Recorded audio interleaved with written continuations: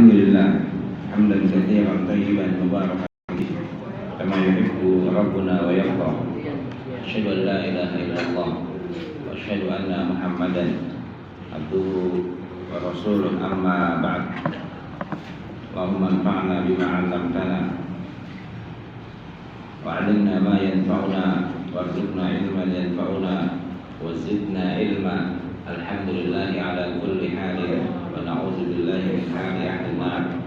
اللهم لا سهل إلا ما جعلته سهلا وأنت تجعل الحزن إذا شئت سهلا. Amin. Segala puji hanya Allah Subhanahu wa taala. Salawat dan salam selalu kita tujukan kepada qudwah hasanah kita Nabiullah Muhammad sallallahu alaihi wasallam. Kemudian jemaah sekalian, kita masih di kajian kitab Mukhtasar Targhib wa Tarhib yang disusun oleh Imam Ibnu Hajar Al-Asqalani rahimahullah. Kita masih di At-Tarhib anil Mas'alah, peringatan atau ancaman dari meminta-minta. Hadis ke 235. Qala Imam Ibnu Hajar rahimahullah an Hakim Ibnu Hizam radhiyallahu taala anhu qala, dari Hakim bin Hizam semoga Allah meridainya, qala Rasulullah sallallahu alaihi wasallam, telah bersabda Rasulullah sallallahu alaihi wasallam, kata beliau, al-yadul ulya khairun min al-yadis sufla. Tangan di atas lebih baik daripada tangan di bawah. Kata Nabi begitu. Itu pertama, tangan di atas lebih baik daripada tangan di bawah. Memberikan lebih baik daripada meminta. Kemudian yang kedua, kata beliau sallallahu alaihi wasallam, wabda, dan mulailah kita memberikan, mulailah wabda biman ta'ul, mulailah dengan orang-orang yang menjadi tanggunganmu. Kalimat wabda biman ta'ul ini artinya, kalau kita punya harta, dahulukan yang kita berikan orang-orang yang wajib kita berikan nafkah dulu. Anak-anak kita, istri kita, orang tua kita, seperti itu. Yang wajib-wajib dulu. Jadi aneh kalau dia baik sama orang, nanti orang tuanya dia tidak tanggung, anak-anaknya. Jadi perintahkan wabda biman ta'ul, dahulukan, mulailah dengan orang yang menjadi tanggunganmu, menjadi kewajiban nafkahmu. Demikian yang dijelaskan Imam Ibnu Hajar dalam Fathul Bari. Yang kedua. Yang ketiga, wa khairus shadaqah, sebaik-baik sedekah itu makana an zahri ghinan. Baik-baik sedekah adalah yang diambil dari sisa kebutuhan. Jangan sampai dia sedekah nanti dia jadi meminta-minta. Ini aneh. Sedekahnya banyak, habis dia minta-minta. Dulu saya baik, saya suka sedekah, masa begitu? Ini nggak benar. Jadi jangan sampai kita beramal soleh yang memberikan efek nanti kita melakukan maksiat, minta-minta sama manusia itu kemaksiatan. Itu urusan tauhid. Jangan belajar atau sok baik, pasti salah pemahaman agamanya dia. Dia merasa supaya dibilang baik, supaya ini, supaya itu, royal, habis utang-utang, minta-minta, ini nggak benar. Ini tidak benar dalam Islam. Yang keempat, waman yasta'fif, siapa saja yang menjaga kemuliaan dirinya, yang menjaga iffahnya, yu'affihullah, Allah akan menjaga dirinya dari minta-minta. Allah akan menjaga. Kalau kita menjaga harga diri kita, enggak minta-minta, enggak maksa kalau minta, enggak maksa kalau ngutang, begitu. Allah akan menjaga harga diri kita. Yang kelima, waman yastaghni, siapa saja yang merasa kaya, merasa cukup maksudnya, yughnihillah, Allah akan memberikan kecukupan. Orang yang bersyukur yang merasa cukup dengan karunia Allah, dengan rezeki yang Allah berikan, dia qanaah. Allah cukupkan dia, Allah kasih keberkahan. Mungkin kelihatannya hartanya sedikit, dia cukup. Ya tetap Allah jaga kemuliaan dia dan kecukupan dia. Rawahu, di sini muttafaq alaih. Hadis ini disepakati kesahihannya oleh Imam Al-Bukhari dan Muslim. Di sini ada 5 pelajaran paling tidak. Yang pertama, tangan di atas lebih baik dari tangan di bawah. Maknanya adalah memberi lebih baik daripada meminta. Atau makna lainnya, tangan di atas itu dia nggak minta-minta. Kalau nggak minta-minta kan tangannya nggak di bawah, nggak di atas, nggak minta. Kemudian yang kedua, kita mulai memberikan siapa saja yang menjadi tanggungan kita, tanggungan nafkah yang wajib, anak-anak, orang tua, istri kita, kemudian seterusnya dan seterusnya, keluarga kita yang dekat-dekat. Karena mereka ini pahalanya double nih. Saudara, adik kita, kakak kita, paman bibi yang dekat-dekat dulu ini memiliki pahala, 2 pahala, pahala sedekah dan pahala silah, menyambung silaturahmi. Yang ketiga, sebaik-baik sedekah yang cukup, sedekah yang lebih dari kewajiban. Sedekah kan sunnah. Kewajiban apa? Nafkah wajib, menafkahi anak, menafkahi istri. Atau kita sedekah baik sama orang, anak kita kasih kurang, istri kita kurang, dia minta-minta sama orang tua anak kita. Mungkin kita nggak minta, anak-anak kita yang minta, jadi madatan, mata duitan. Rusak orang tua kita. Nanti minta-minta sama orang, anaknya pelit, sama orang baik, sama orang tua pelit. Ini nggak benar. Kemudian yang keempat, yang menjaga dirinya cukup menjaga ifahnya, kemuliaannya, dia tidak menunjukkan dirinya di hadapan manusia, dia tidak minta-minta, dia tidak tangan di bawah, Allah akan muliakan dia. Siapa saja yang merasa cukup dengan rezeki yang Allah berikan, qanaah, Allah pasti akan mencukupkan dia. Kemudian hadis selanjutnya 236. Wa an Abi Dzar radhiyallahu ta'ala anhu qala, dan dari Abu Dzar Allah meridainya, beliau menceritakan, qala li Rasulullah sallallahu alaihi wasallam, bahwa Rasulullah SAW pernah bertanya kepadaku, ya Abu Dzar, ya Abu Dzar, wahai Abu Dzar. Dan Nabi SAW nanya kepada Abu Dzar, wahai Abu Dzar, atara kasratal mali wal ghina, apakah kamu menilai bahwa orang yang banyak hartanya itu dia kaya? Apa pendapat kamu? Orang kaya itu orang yang banyak harta? Begitu bukan? Qultu, aku menjawab, kata Abu Dzar, na'am ya Rasulullah, iya wahai Rasulullah. Orang kaya itu orang yang banyak hartanya. Dari definisi awam, definisi masyarakat, orang kaya yang banyak hartanya. Qal, dan Nabi nanya lagi, afatara qillatul mali huwal faqru, apakah kamu menilai, menganggap bahwa orang yang sedikit hartanya itu dia fakir? Qultu, saya menjawab lagi, na'am ya Rasulullah, iya wahai Rasulullah. Qal, kemudian beliau SAW menjawab, menjelaskan ya. Jadi ini jadi wacana umum, pemahaman umum bahwa orang kaya duitnya banyak, orang miskin nggak punya duit, begitu ya.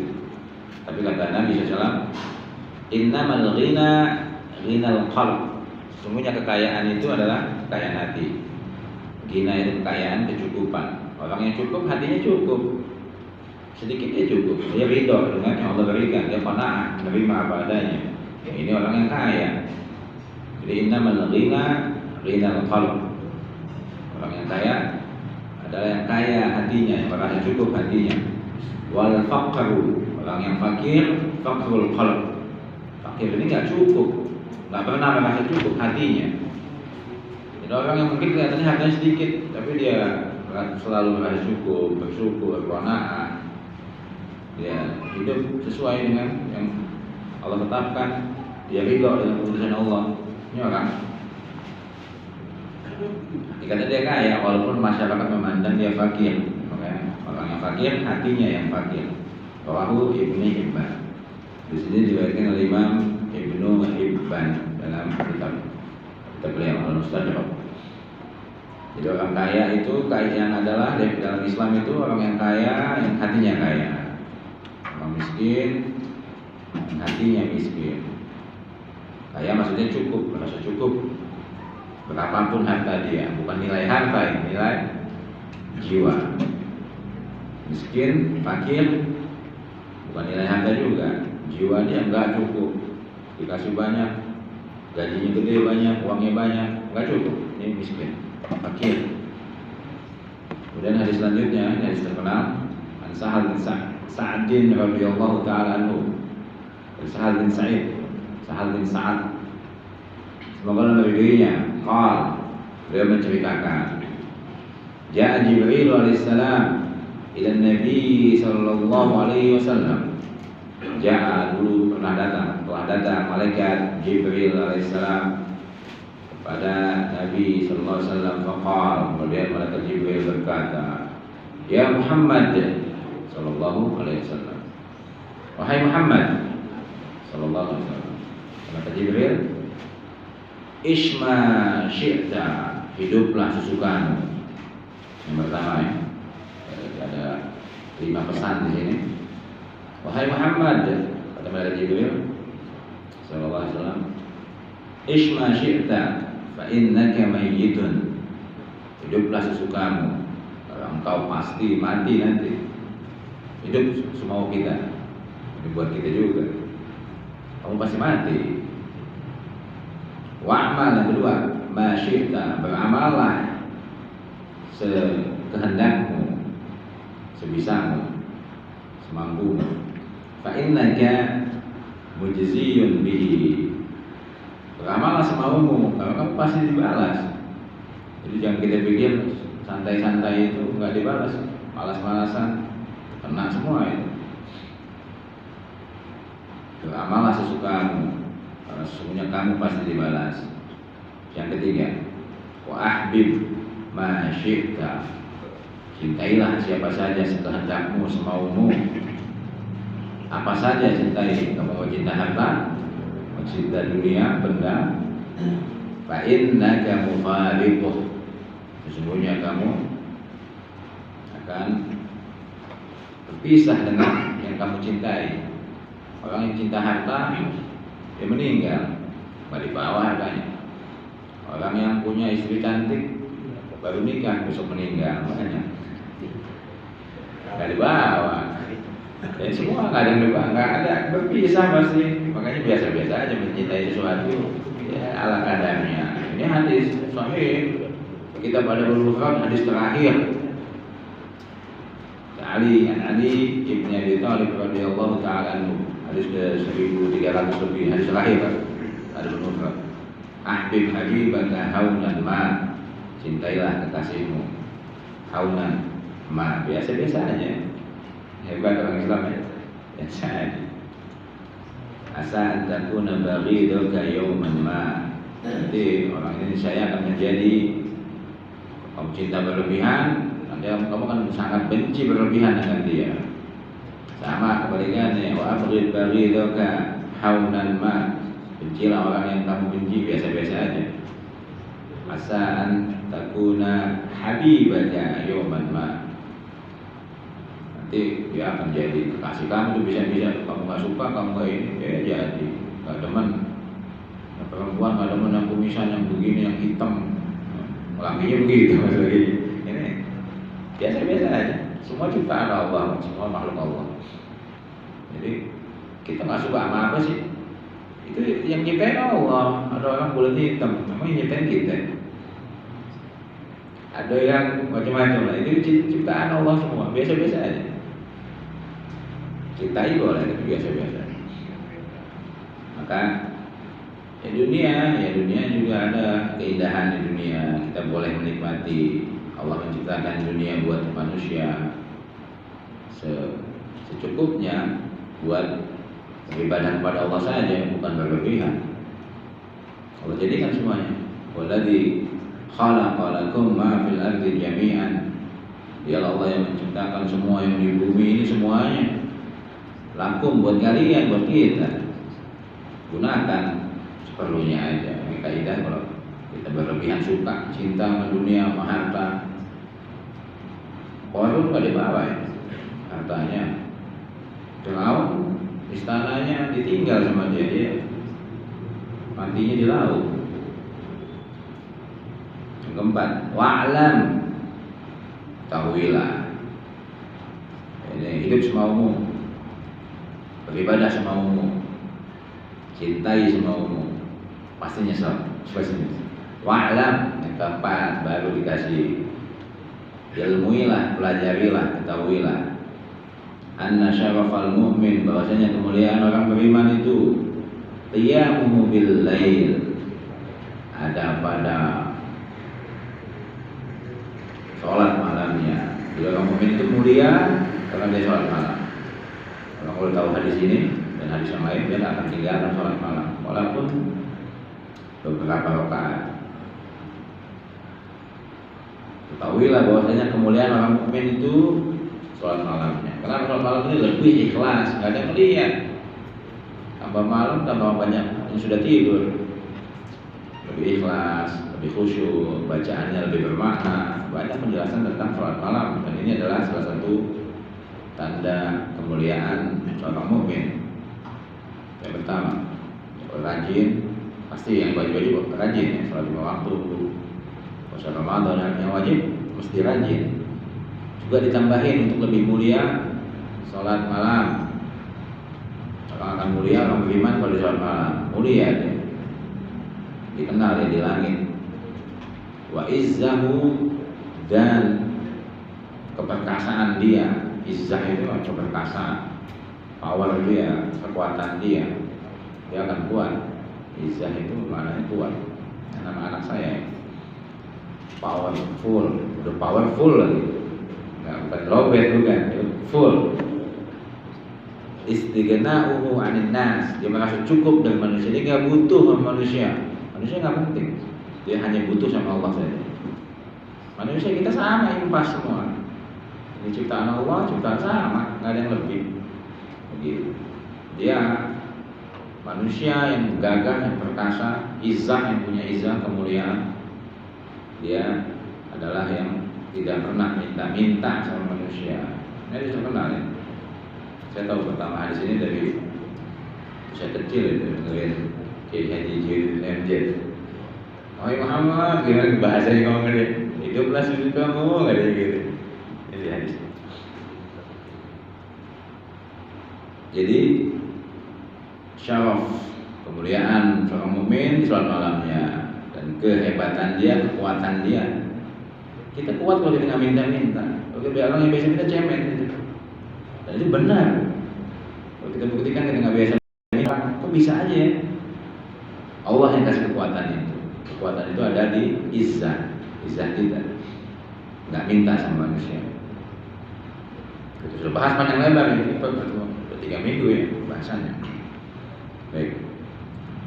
Rawahu Tabrani al-Awsat, hadis Imam riwayat Imam At-Tabrani dalam kitabnya Mu'jam al-Awsat, Mu'jam Awsat. Hadis selanjutnya 238. Wa an Abdullah bin Amr bin al-As radhiyallahu taala anhuma anna Rasulullah sallallahu alaihi wasallam telah bersabda, bahwasanya telah bersabda Rasulullah sallallahu alaihi wasallam, kata beliau, ada 3 poin di sini. Qad aflaha man aslam. Qad aflah, sungguh telah sangat aflah, sangat beruntung, man aslama, orang yang sudah masuk Islam. Orang Islam ini beruntung. Wa ruziqa kafafa, yang kedua, orang yang beruntung adalah yang Allah berikan dia rezeki yang cukup. Atau maknanya ruziqa kafaf, kafaf itu tangan ini, telapak tangan ya. Ya enggak butuh orang lain, enggak apa ya, merasa cukup berapapun rezekinya. Maka saya tulis di sini supaya nggak lupa. Kafaf, orang yang beruntung, orang yang merasa cukup berapapun rezekinya, dia beruntung.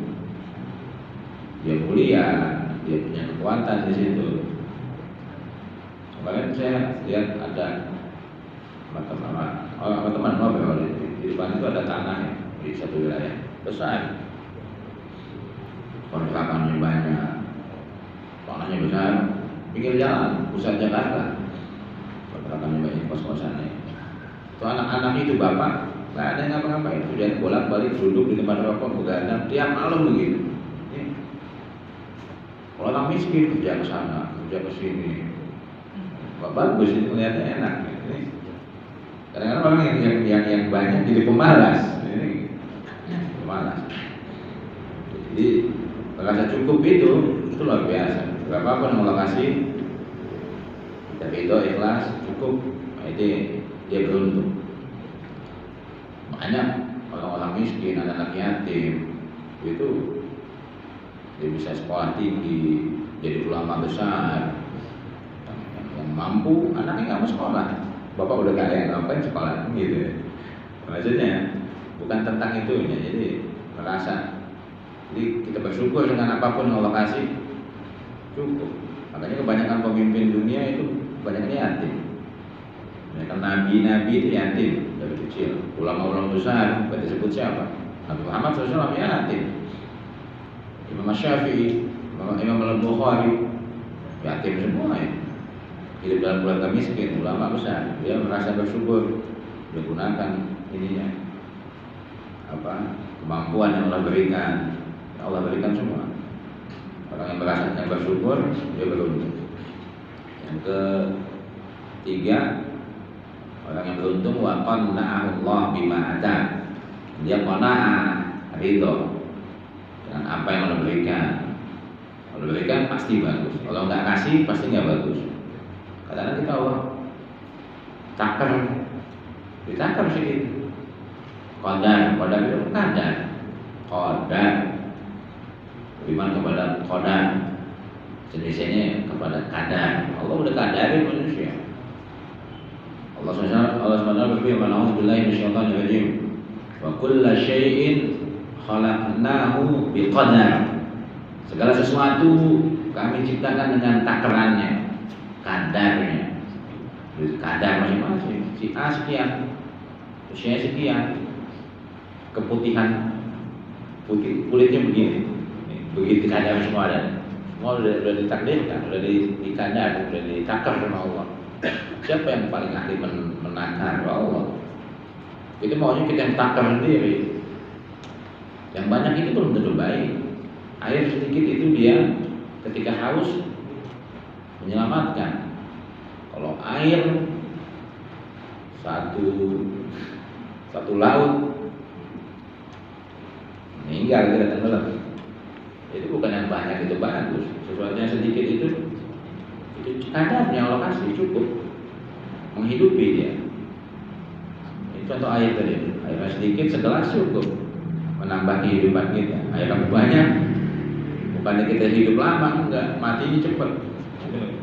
Kadang-kadang orang maunya banyak supaya abadi, hidup abadi. Nah, ada itu kaidah yang salah, itu kaidah tak benar. Semuanya Allah takkan. Yang semuanya terbatas, yang ada batasnya, kekuasaannya Allah saja. Makhluk semuanya terbatas. Matahari, bulan, langit ada batasnya semua. Jadi semuanya ada takdirnya, ada kadarnya. Dari itu dengan kadar yang Allah berikan. Ini nggak cukup, iman nggak selesai, nggak lengkap. Kalau nggak beriman kepada yang keenam ini, kadar yang Allah berikan pasti bagus, pasti sudah. Karena kita wajib beriman. Beriman kepada kadar yang kita anggap bagus, kadar yang kita anggap jelek. Beriman bil qadari khairihi wa syarrihi. Beriman kepada takdir atau kadar yang mungkin kita anggap bagus, nggak bagus. Orang kan anggapnya kalau banyak duit bagus, nggak mesti bagus. Kalau miskin jelek, nggak mesti jelek, nggak mesti. Yang Allah pilihin buat kita itu pasti paling bagus. Itu sudah bagus, bersyukur. Lengkap iman kita. Makanya taruh di paling belakang ya, iman yang keenam. Karena memang susah, dipahami itu susah. Yang selanjutnya 239. Wa Nabi Sa'id, tadi hadisnya tadi rawahu Muslim wa Tirmizi wa ghairuhu. Hadis sahih Muslim dan Imam Tirmizi dan yang lainnya. Jadi tadi sungguh beruntung orang yang Islam. Orang Islam beruntung. Dan dia merasa cukup dengan rezekinya. Berapapun rezekinya dia cukup. Dan dia ridho yang yang Allah bagi, yang Allah berikan kepada dia, apapun itu dia sudah ridho. Ini sudah bagus. Ini salah satu sifat-sifat sahabat ini. Radhiyallahu anhum. Sahabat Allah kasih apa aja ridho sudah. Makanya mereka radhiyallahu anhum. Allah ridho sama mereka. Wa radu, dan mereka ridho anhu kepada Allah. Mereka ridho Allah mau ngapain dia, oke nggak apa-apa. Ini bagus. Allah mau ngapain, sahabat Nabi semuanya semua. Allah mau ngapain aja, ridho mereka. Makanya kalau kita nggak ridho, gimana Allah nggak ridho sama kita? Kita nggak ridho dengan Allah dikit amat. Itu yang mau saya rajin miskin bisa begitu. Nggak apa-apa emang nggak. Nggak mesti yang banyak itu bagus, nggak mesti. Ridho. Hadis selanjutnya 239 Sa'd bin Abi Waqqas radhiyallahu ta'ala anhu. Sa'd bin Abi Waqqas salah satu sahabat yang dijamin masuk surga. 10 sahabat terbaik yang dijamin masuk surga. Salah satu sahabat yang doanya paling makbul ini, salah satu saat ngomong aja satu kalimat sumpah kena itu orang. Jadi salah satu yang paling makbul. Makanya dia panah kena. Dia kalau panah doa dulu. Kena. Ya Allah ini kasih kena. Makbul, dia minta apa aja Allah kasih. Mungkin ada orang yang dikasih harta sedikit, tapi dikasih doanya makbul. Dengan doa apa harta? Yang lain-lain. Jadi kita ridho dengan yang Allah berikan. Atan Nabi sallallahu alaihi wasallam rajulun. Jadi ada seseorang datang, pemuda, rajul datang ke Nabi sallallahu alaihi wasallam. Faqal, dia nanya atau dia berkata, "Ya Rasulullah, wahai Rasulullah, ausini, wasiyati saya." Wa aujiz, wajiz itu tapi yang ringkas. Wahai Rasulullah, berikan saya nasihat, wa aujiz, tapi ringkasin, jangan panjang-panjang. Mintanya lucu juga. Minta nasihat tapi jangan panjang-panjang. Apalagi susah, ya bagus juga. Ya. Rasulullah wasiatkan saya, tapi ringkasin, jangan banyak-banyak. Kasih wasiat singkat buat saya. Faqal alaika, wajib atasmu bil iyas, putus asa. Mimma fi aidin nas, terhadap apa-apa yang ada di tangan manusia. Jadi ada orang minta wasiat yang sangat singkat kepada Nabi bilang, hendaknya kamu putus asa dari apa yang ada di tangan manusia. Yang di tangan orang, punya orang udah tutup mata, nggak usah ngelihat, nggak usah minta, nggak usah berharap. Nah, ini yang paling bagus. Jangan pernah kepengen yang orang punya. Jangan pernah berharap orang memberikan kita ini itu, macam-macam ini. Cukup putus asa dari yang manusia punya. Ini namanya zuhud. Zuhud itu beda. Nggak kepengen punya orang punya rumah gedung, masa mau juga. Orang punya mobil bagus, saya mau juga. Semuanya dia mau. Ini namanya tamat. Nah, ini hadis saatnya. Rawahu Al-Hakim wa sahhahahu. Imam Hakim meriwayatkan hadis ini dan beliau sendiri yang mensahihkannya. Wa rawahu aidan Al-Baihaqi fi Zuhdi. Imam Al-Baihaqi meriwayatkan dalam kitabnya Az-Zuhud. Kitab Zuhud, Zuhud. Zuhud itu kita putus asa dari yang punya manusia. Ini nggak pengen. Enggak. Apa bahasanya sih? Kalau ikut-ikutan itu, orang ini dia mau, orang itu dia mau. Nah, itu apa namanya? Rata. Dia mau. Dia nanya, orang mau ini. Ibu-ibu yang kebanyakan tuh. Tetangga beli kulkas 3 pintu, di pintunya 1 dia ganti besok. Tetangganya ganti jendela, catnya bagusan dia ganti catnya. Nggak mau dia. Itu laki-laki juga Begitu juga sama. Kalau tamak ini sifat semua orang. Di hadis yang lain, tapi bukan dari ini, dari siapa namanya? Jabir. Ya. Jauhilah oleh sifat tamak. Orang berharap dari manusia supaya manusia kasih, supaya semuanya, supaya dia punya juga, supaya tamak. Jauhilah olehmu sifat tamak. Karena itu adalah kefakiran. Sifat tamak itu fakir. Itu apa aja kita pengen, dibanyakin, takut habis. Ini orang miskin, maksudnya jiwanya miskin. Hartanya banyak, tapi bakhilnya bukan main. Ada orang terkaya itu tahun 70, orang apa namanya, Italia, JT itu kaya, tapi buat anaknya, buat cucunya sakit apa dia nggak mau. Cucunya diculik, minta tebusan $17 juta, dia nggak mau. Dia milih hartanya. Akhirnya dia meninggal kemudian. Udah kakek-kakek tapi masih cinta dunia. Ini manusia kalau cinta sama dunia, ini nggak lihat usia. Tambah tua dia tambah tamak. Kumpulin semuanya, nggak boleh ada yang keluar sedikit pun. Ini bahaya. Kemudian kisah selanjutnya, Wan Anas radhiyallahu taala anhu, dari Anas semoga Allah meridainya. Anna rajulan minal ansar, ada laki-laki dari Ansar, atan Nabi sallallahu alaihi wasallam, mendatangi Nabi sallallahu alaihi wasallam, fasa'alahu, kemudian dia minta. Rasulullah, saya minta ini dong. Ya, kalau zaman Nabi itu banyak yang minta sama Nabi, karena Nabi kan pusatnya harta ya, Baitul Mal, kekuasaan di dalam kekuasaan Nabi. Kalau jihad, ghanimah itu khumusnya itu 1/5 buat Nabi. 1/5 itu banyak.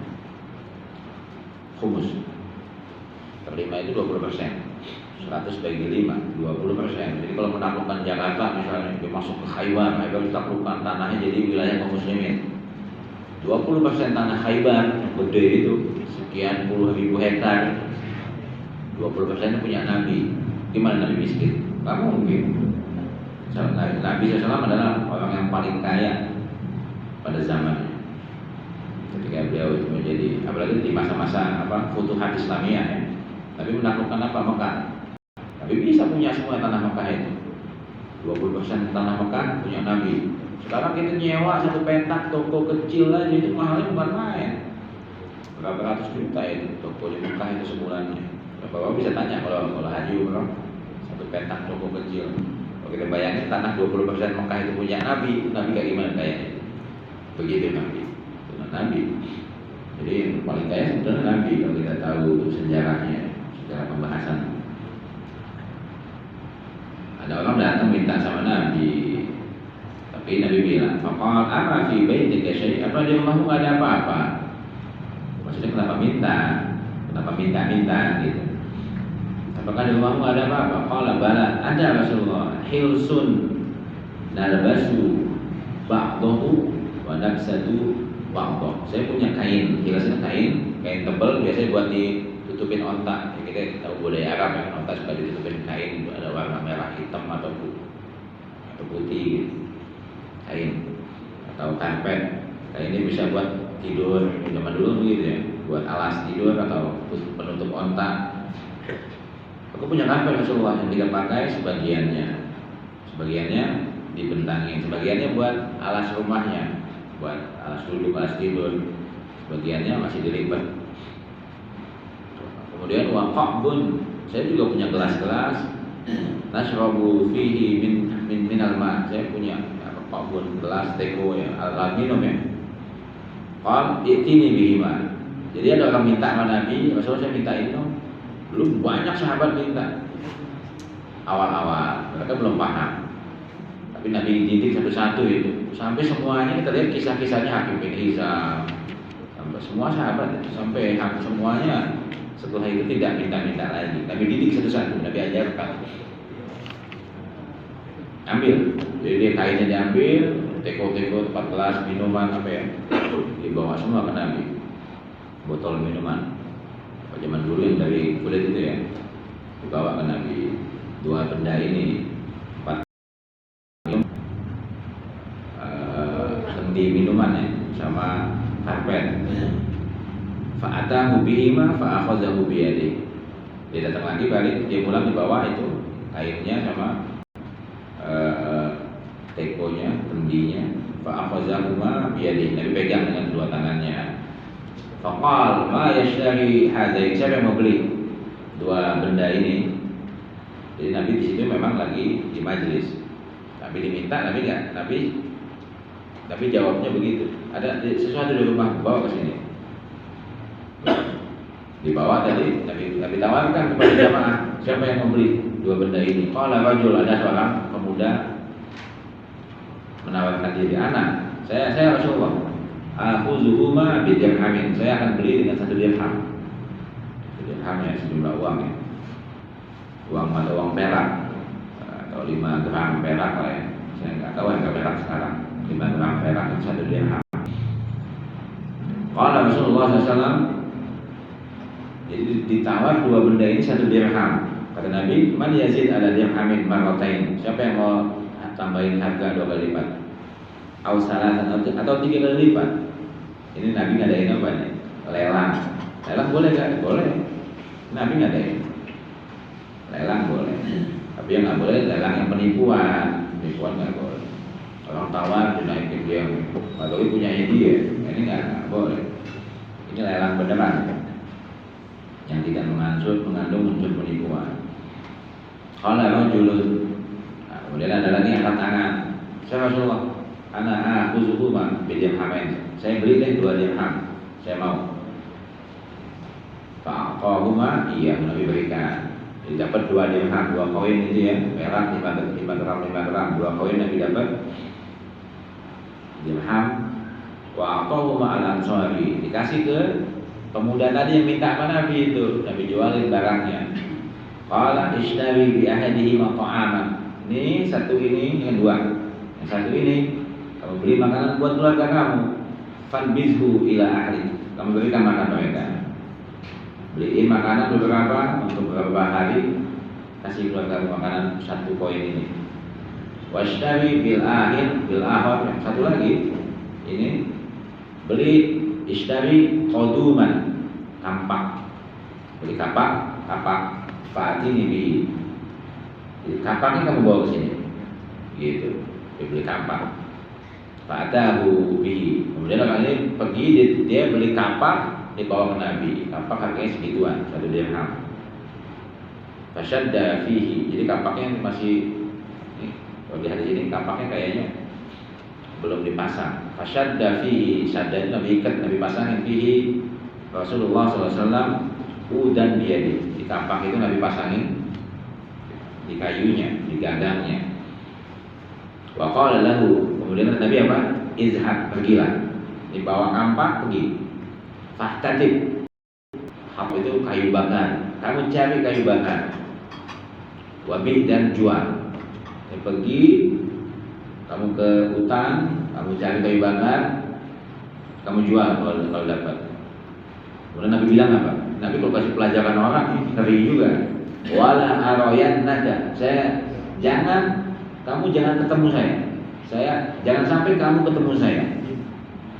Khamsata asyara yawman, 15 hari. Saya nggak mau melihat kamu 15 hari. Jangan sampai saya melihat kamu. Gila, jadi kasih ancaman sama Nabi. Ini beliin makanan buat beberapa hari keluarga kamu. Ini beliin tampak. Tampaknya Nabi yang pasangin, Nabi doain gitu. Pegang. Ke hutan, Nabi kayu. Ya, pokoknya ya, mungkin kalau terus sih Mekah atau Madinah. Kalau Madinah banyak pohon. Kamu ambil, bikin kayu bakar, jual, ya dibikin gitulah ya, potong-potong. Saya nggak mau lihat kamu 15 hari. Jangan sampai kamu ketemu saya. Loh, diancam sama Nabi gimana ya? Jadi itu pendidikan Nabi. Sahabat malu lah digituin. Wah ini diancam nih. Fafa'ala, kemudian pemuda ini melakukan fajaa. Setelah perjanjian selesai di hari ke-16 datang ke Nabi. Ya, walaupun dia sholat, dia di pojok-pojok sholatnya supaya Nabi nggak ngeliat dia. Datang lagi setelah perjanjian hari ke-16, waqad asaba asyrata darahim. Dia udah punya, Rasulullah siapa bilang? Oh, ini banyak 10 asyraf. Nah, Nabi senyum. Bagus kan? Fashtara bi ba'diha. Jadi Rasulullah, saya punya 10 dirham. Sebagiannya saya berikan baju, pakaian buat keluarga saya, istri saya. Wa bi ba'diha ta'aman. Dia bangga sendiri dengan penghasilan dia, dengan pencapaian dia gitu. Nabi ajarkan. Kasih, nah ini juga mencontohkan yang bagus, dikasih kapaknya, dikasih alatnya. Orang yang biasa dikasih apanya, itu kebiasaan, dikasih ininya, alatnya.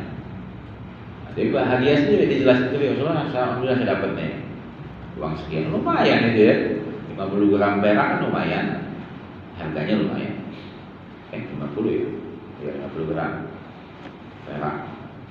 Jadi saya belikan ini pakaian, saya belikan makanan. Faqala Rasulullah, Nabi senyum jadi ngeliat. Hadza khairun, ini lebih baik laka. Hadza khairun laka, ini lebih baik buat kamu. Min antaji al mas'alah, daripada kamu datang minta-minta, nggak benar. Nabi ajarkan. Baru capek ini berkah pahala. Kita capek, potong-potong kayu, bikin apa, itu pahala.